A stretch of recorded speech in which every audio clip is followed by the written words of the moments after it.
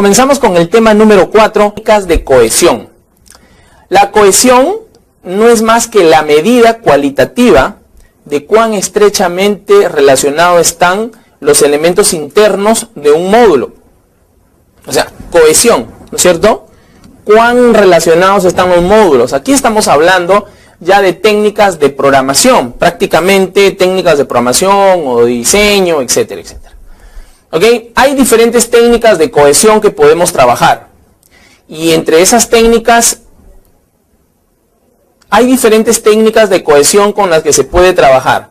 Entre esas técnicas tenemos la cohesión casual, que es la peor cohesión, la cohesión lógica, que sigue a la peor, la cohesión temporal, de moderada o pobre, ¿no? La cohesión de procedimiento, moderada, la cohesión de comunicación, moderada buena, la cohesión secuencial y la cohesión funcional. ¿Okay?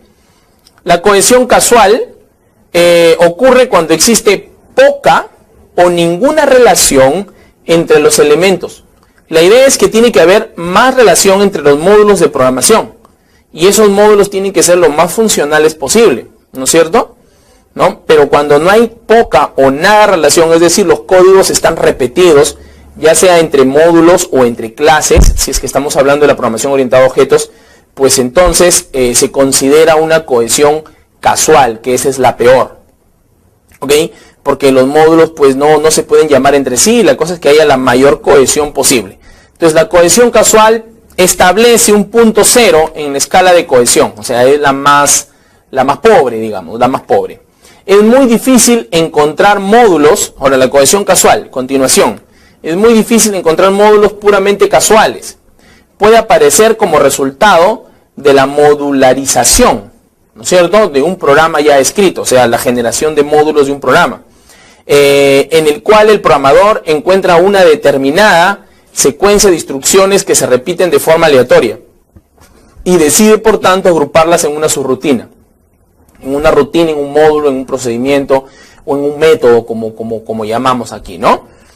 Ahora, la de comunicación es cohesión de comunicación, es el menor nivel en el cual encontramos una relación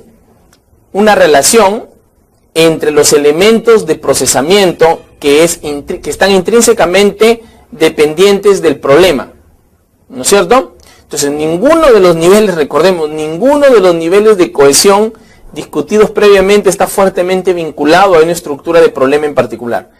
Entonces, a lo que buscamos es que encontrar los problemas y en la parte de programación irlos determinando lo mejor que podamos, que no estén tan separadamente, ¿no?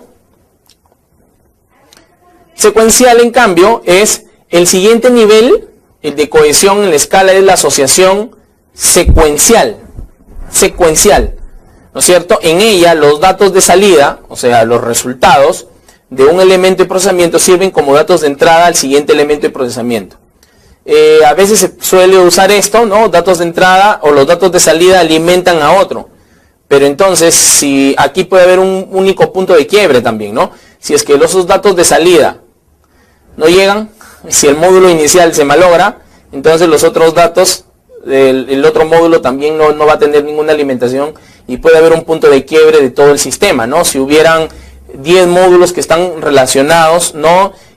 Como entrada y salida, entonces si falla el primero, fallan todos los demás. Entonces ese es el error que tendría la cohesión secuencial. Ahora, la cohesión funcional, que es la mejor, en el límite superior del espectro de relación funcional, encontramos la cohesión funcional, ¿no es cierto? La que hablamos al inicio, que era la mejor. En un módulo completamente funcional, ¿qué es lo que sucede? Cada elemento de procesamiento, o sea, cada elemento de procesamiento es parte integral y esencial para la realización de una función simple. En términos prácticos, podemos decir que cohesión funcional es aquella que no es secuencial, o sea, no está secuencial, sino tiene una forma de interrelación no secuencial, o sea, podría inclusive llegar a aleatoria, ¿no? Entonces, en sí, recordemos que no es secuencial, no es por comunicación tampoco, ¿no? Sino es más una comunicación con como les expliqué hace un momento, es un poco más aleatoria, ¿no es cierto? No es secuencial, ¿no? Más aleatoria y más ordenada para poder solucionar los problemas que se han pedido, ¿no es cierto? Muy bien. Ahora quisiera mostrarles un caso práctico para poder explicar algunos de los conceptos que hemos venido aprendiendo en los siguientes temas, ¿no es cierto?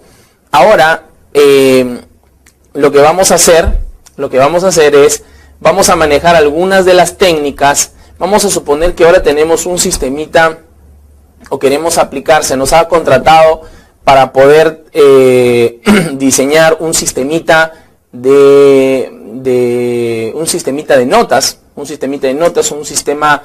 sistema académico, ¿no es cierto? Un sistema académico. Entonces,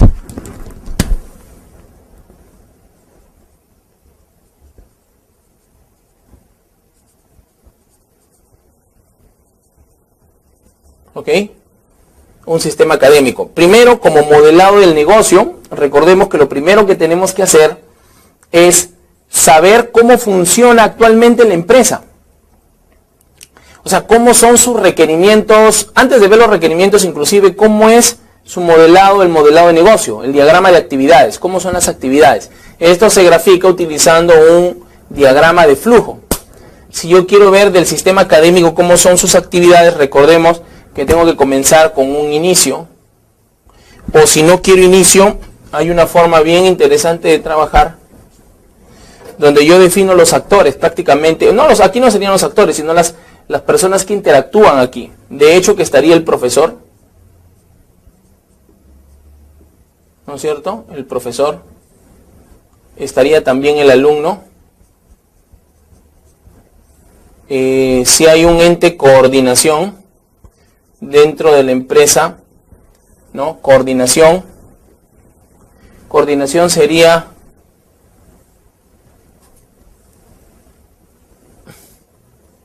esto se suele poner, aunque cuando hacemos diagramas de flujos no es necesario. Primero tenemos que ver dónde inicia todo. Si queremos hablar de un sistema académico, aquí podemos ver las diferentes interrelaciones. Por tiempo, ¿no? Vamos a solamente considerar algunas, si no este modelito pues escaparía de nuestro inicial, o sea, ese sería un tamaño muy grande, ¿no es cierto? Sería un tamaño muy grande. Entonces, ¿cómo vamos a comenzar? Vamos a suponer solamente que vamos a ingresar, el profesor en este caso se le va a solicitar, se va a dar un examen, ¿ya? Solamente desde que el profesor prepara el examen hasta que el alumno entrega el examen y el profesor entrega las notas. Entonces, desde que se solicita al profesor, coordinación, lo primero que hace es solicitar examen. ¿Ok? Lo primero que hace es solicitar examen. Coordinación solicita examen, ¿no es cierto? Entonces, el profesor, ¿qué hace? Es prepara, bueno, aquí las actividades en un diagrama de flujo normal. Este sería un diagrama de flujo, recuerden, este es un diagrama de flujo, ¿no? Son así, las actividades se trabajan de esta forma. Entonces aquí solicita examen, ¿ok? El profesor, ¿qué es lo que hace? Una flechita.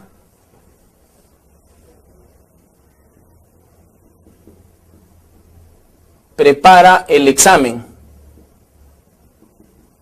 ¿no es cierto? Luego, otra tarea más será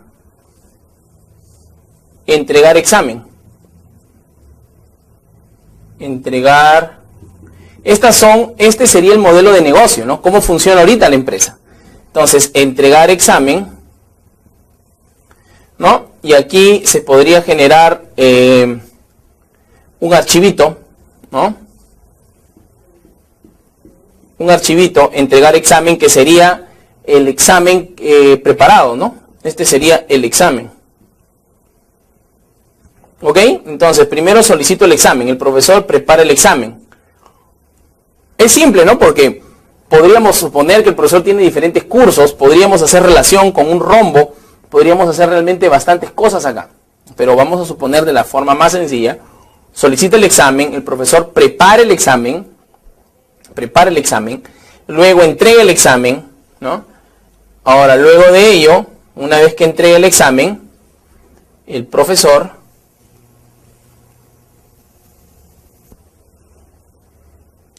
toma el examen, o aquí sería un poquito diferente. Esto es el modelo de negocio de esta empresa. Puede ser que en otra empresa sea totalmente diferente, ¿no? ¿No es cierto? Lo voy a poner acá. Coordinación lo que hace es imprimir el examen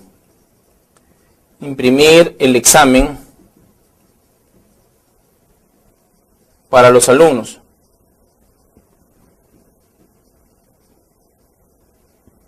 ¿Ok? Imprimir el examen para los alumnos. Una vez que imprime el examen para los alumnos, ¿no? Solicitar examen, preparar examen, entregar examen, imprimir el examen para los alumnos. Una vez que se imprime el examen, colocar examen impreso en el casillero del profesor, ¿no es cierto? El profesor lo que hace es recoger el examen y tomar el examen, o ir al aula, vamos a hacer para no borrar, ir al aula a tomar el examen, y también entregar los exámenes a los alumnos, ¿no es cierto? Ahora, luego el alumno lo que tiene que hacer es, esto un poquito más acá,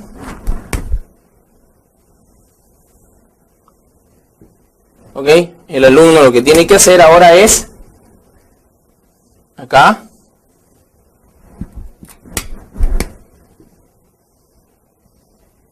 así, el alumno lo que tiene que hacer es desarrollar el examen,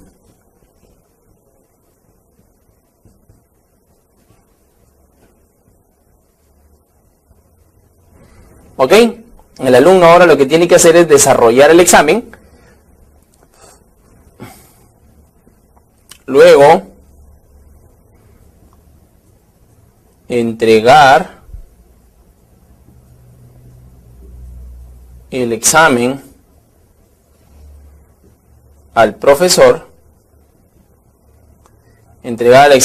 profesor, y ahora luego de ello el profesor, ¿qué hace? Aquí hay más actividades que podemos seguir desarrollando. Si se dan cuenta, estas son el diagrama de actividades general del sistema académico, entregar notas, ¿no? Del proceso entregar notas. Voy a ponerlo aquí.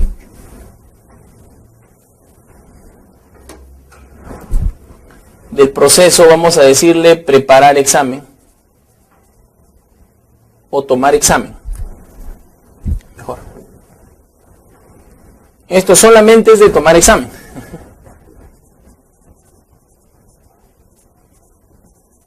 ¿Ok? Este es el procesito tomar examen. De este proceso tomar examen, este es su diagrama de actividades. ¿Correcto? De este procesito tomar examen, este es su diagrama de actividades. Este diagrama de actividades prácticamente es el diagrama de actividades de cómo ahorita está funcionando la empresa. Hasta aquí no estamos hablando de un sistema de información, que los requerimientos, no, esto es lo primero que se hace, lo que yo les manifesté en otros temas, que lo primero que se hacía era llegar a la empresa, ¿no? Modelar su negocio, en este caso nos piden de las notas, entonces yo modelaré cuál es si ya lo tienen, pues bien, mejor, lo tenemos, le sacamos una copia, pero si no lo tienen, tenemos que elaborarlo para saber cómo son las actividades ahorita, y con el sistema de información, cómo es que van a trabajar. ¿Cómo va a cambiar? ¿Cómo va a mejorar? Correcto, entonces hasta aquí, entrega el examen, el profesor corrige los exámenes,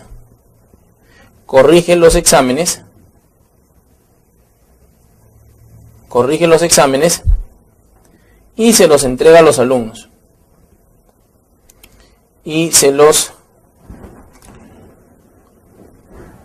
entrega a los alumnos. Entregar al alumno. ¿Ok? Luego que le entrega al alumno, puede ser que el alumno diga que está conforme o no está conforme. Entonces aquí tendría que haber una decisión. Tiene que haber una decisión, ¿no es cierto?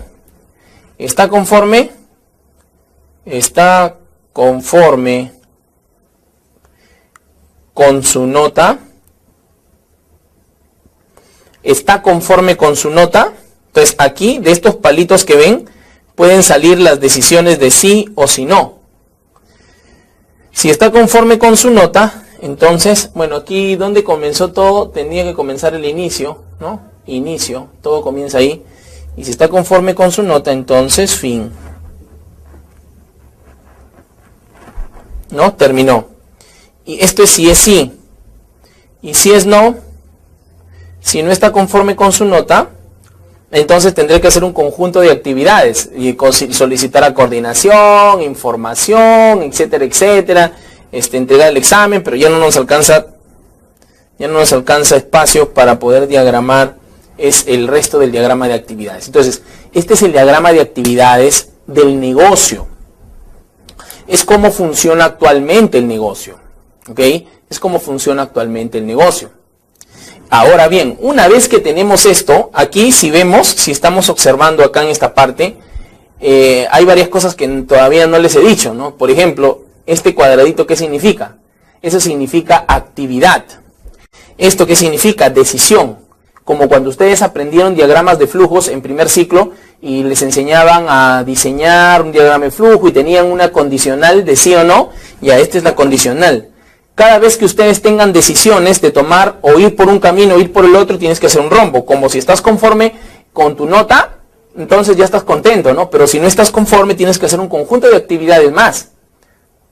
Correcto, que aquí se debieron graficar, pero ya no nos alcanza la pizarrita. Aquí serían como preparar un formulario, ¿no?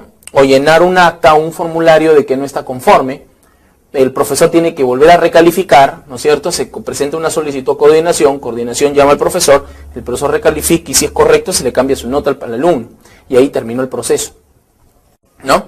Entonces, esto serían actividades. Estas flechas son flechas para establecer la relación entre actividades. Esto es cuando hay una información, un archivo, algo, por decir, entregar examen, un archivo. Aquí también, ¿no?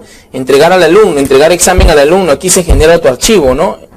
El archivo del examen, ¿no es cierto? El desarrollo del examen.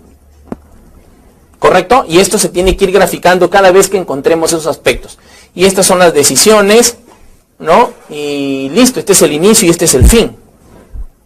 Así es como se trabaja un diagrama de flujo. Ahora, una vez que tenemos este diagramita de flujo, luego tenemos que graficar su diagrama 0, ¿no es cierto? Ahora, luego de esto, yo tendré que solicitar cuáles son los requerimientos funcionales que nos están solicitando para el sistema.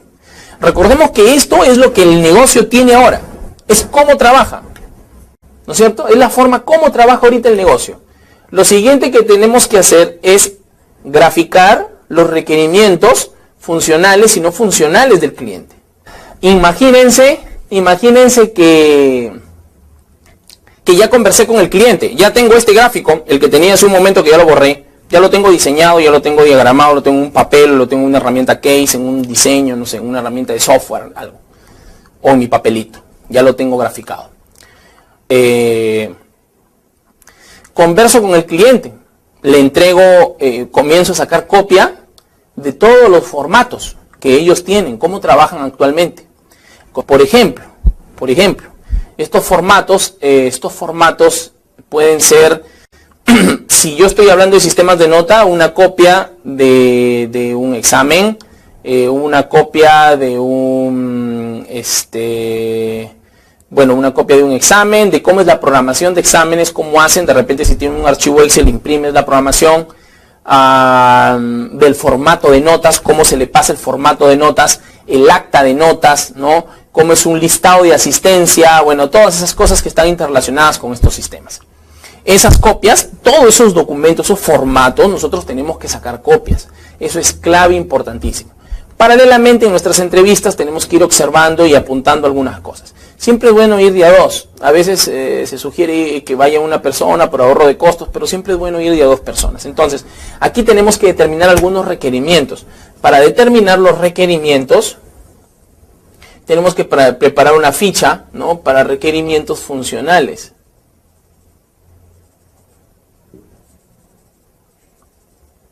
Funcionales. Aquí yo diré el número de requerimiento y la descripción del requerimiento, ¿no? Aquí diré requerimiento funcional 01. ¿Qué es lo que se necesita para el sistema? ¿Qué es lo que va a hacer el sistema? ¿Correcto? Esos son los requerimientos funcionales. ¿Qué es lo que va a hacer el sistema? Registrar a los alumnos. Lo estoy acortando, ¿no? Requerimiento funcional 02. ¿Qué más va a hacer el sistema? Imprimir reporte de alumnos aprobados y desaprobados. ¿Ok? ¿Qué más es lo que va a hacer el sistema? Va a imprimir reporte de profesores que entregaron a tiempo sus notas, ¿no es cierto? Otro requerimiento funcional más. Requerimiento funcional 4. ¿Qué más podría hacer con esto? Otro requerimiento funcional. Registrar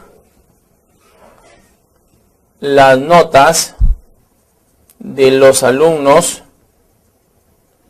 según el curso y el trimestre que estudies, ¿no es cierto? Entonces, registrar las notas de los alumnos según el curso y el trimestre que estudies. Requerimiento funcional 5. Requerimiento funcional, recuerden que los requerimientos funcionales es lo que va a hacer el sistema. Es lo que va a hacer el sistema. Entonces, requerimiento funcional número 5, aquí tendríamos que trabajar, por ejemplo, registrar cursos. ¿Ok? Vamos a hacer 7 nomás, ¿ya? Requerimiento, esto se va a llenar realmente, hay muchísimas cosas que el sistema puede hacer, ¿no? Requerimiento funcional 6, ¿no? Proporcionar un formulario de acceso al sistema. Inclusive podríamos determinar aquí la forma de logueo, ¿no? El usuario clave, que vas a ingresar un tipo de usuario, ¿cómo? ¿No? Y requerimiento funcional 07 sería imprimir acta de notas. Imprimir acta de notas. Ya está. Esos serían los funcionales. Y los no funcionales son los que ponen trabas al sistema, ¿no es cierto? No están relacionados directamente con el sistema. Por ejemplo, un requerimiento no funcional puede ser aquí utilizar la herramienta de programación